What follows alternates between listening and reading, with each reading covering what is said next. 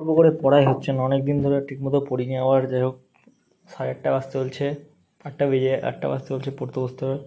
যাই হোক, একটু পড়ে নি, অনেক হলো ভাই, চিল মারা, একটু পড়তে হবে ভাই, না হলে সব ষাট হয়ে যাবে ভাই, না পড়লে কিচ্ছু হবে না ভাই। ভালো নম্বর করতে হবে, টার্গেট আছে। ভালো নম্বর মেরে একটা ডায়লগ মারতে হবে, ডায়লগ মারে সবাইকে চকিয়ে দিতে হবে।